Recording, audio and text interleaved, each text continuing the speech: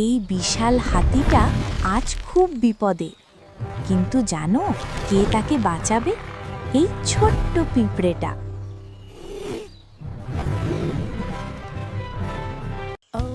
এক দেশে সবুজ জঙ্গলের ভেতরে থাকতো এক বিশাল হাতি।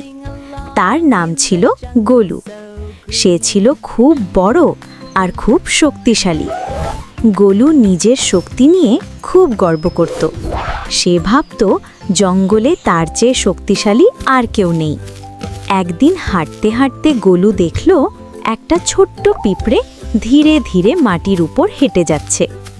গোলু হেসে বলল, তুই তো খুবই ছোট, তুই আবার কি করতে পারিস? পিঁপড়েটার নাম ছিল টুন্তি।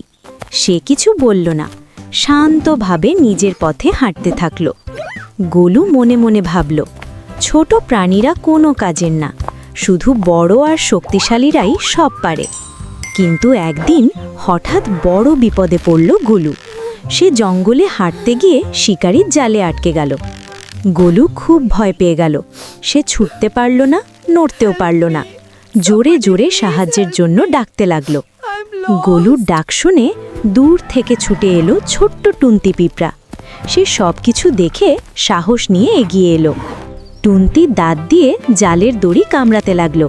একটুও ভয় পেল না। সে শুধু সাহায্য করার চেষ্টা করল। অল্প অল্প করে জালের দড়ি ছিঁড়ে যেতে লাগলো। গোলু অবাক হয়ে সব দেখছিল।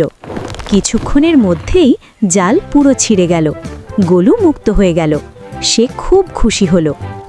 গোলু লজ্জায় মাথা নিচু করল। সে টুন্তিকে বলল, আমাকে বাঁচানোর জন্য ধন্যবাদ। সেই দিন থেকে গোলু আর টুন্তি ভালো বন্ধু হয়ে গেল। গোলু বুঝে গেল, ছোট বড় নয়, ভালো মনটাই আসল।